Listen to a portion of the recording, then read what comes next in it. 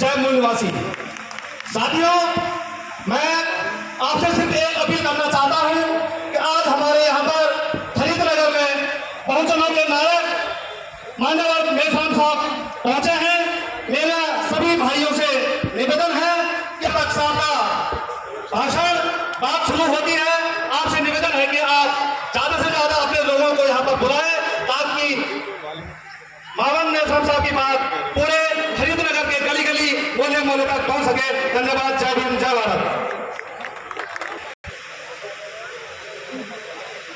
समता, स्वतंत्रता, बंधुत्व और न्याय पर आधारित का समाज निर्माण करने वाले हमारे सभी महापुरुषों, महानायिकाओं को मैं नमन करती हूँ।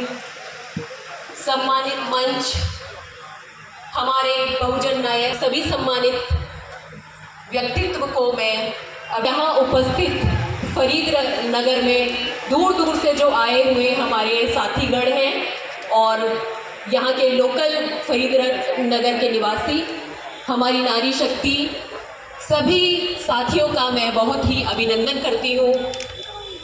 आप सभी को जय भीम, जय मूल निवासी। एक बार आप हमारे जितने भी साथीगण हैं यहाँ पर उपस्थित हैं और हम सभी ने इस कार्यक्रम को यहाँ तक पहुँचाने में बहुत मेहनत की है।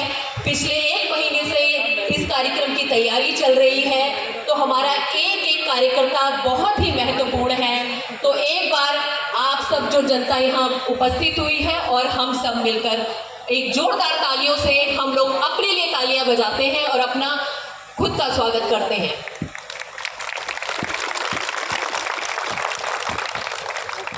जय भीम, जय मूल निवासी। आज जो ये कार्यक्रम यहाँ पर हो रहा है, हम जहाँ तक अपने कारवां को हमारे महापुरुषों ने हमें जहाँ तक पहुँचाया है, जिस जगह पे आज हम लोग खड़े हैं, इसके लिए बहुत मेहनत और बहुत त्याग हमारे महापुरुषों ने किया है और हम सभी जानते हैं।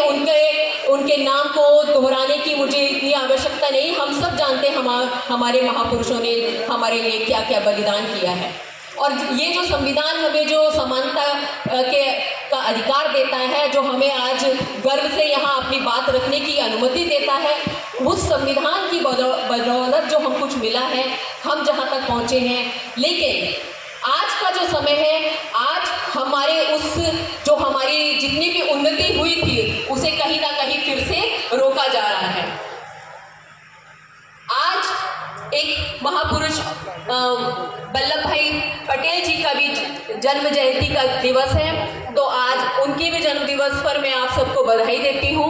आज का निर्णय किया था समाज में, जब पूरा समाज एकजुट होगा, जो अलग अलग टुकड़ों में हमारा समाज विभाजित है, और जब तक एक मंच पर एकत्रित होकर एक साथ नहीं लड़ेगा, तब तक एकता दिवस का कोई महत्व नहीं होता। तो आज के इस कार्यक्रम में जो इस समाज को जो एकत्रित करने का जो कारवां वामसेव और भारत मुक्ति मोर्चा ने उठाया है, और जो हमारे बहुजन नायक हैं, जो इस कड़ी से आपस में जोड़ने का जो उन्होंने कार्यक्रम चलाया है, उस कार्यक्रम की बदौलत आज हम सब लोग एक जगह पर उठ बैठकर अपनी समस्याओं के बारे में बात कर पा रहे हैं और बात करेंगे समस्याओं पर, तभी हम लोग किसी समाधान तक पहुंच सकते हैं। तो विषय में बहुत सारी बातें हैं, मैं अपनी बात को संक्षिप्त में रखते हुए और हम सर को ज़्यादा से ज़्यादा सुनना चाहते हैं, इसलिए मैं अपनी बात को ज़्यादा ना बढ़ाते हुए केवल ये कहूँगी कि जो जितने भी मुद्दे हमारे बीच में रखे गए हैं, उसमें एक बहुत बड़ा महत्वपूर्ण मुद्दा है, वो है जिस हमारे वोट का अधिकार, वो वोट का अधिकार जो हमें राजा बनाने का अधिकार था, जो हमारे महापुरुषों ने हमें दिलवाया, वो वोट का अधिकार आज हम लोगों से ईवीएम मशीनों के द्वारा छीना जा रहा है। और वो जो ईवीएम मशीन है, वो आज के भारत की आधुनिक मनुस्मृति है।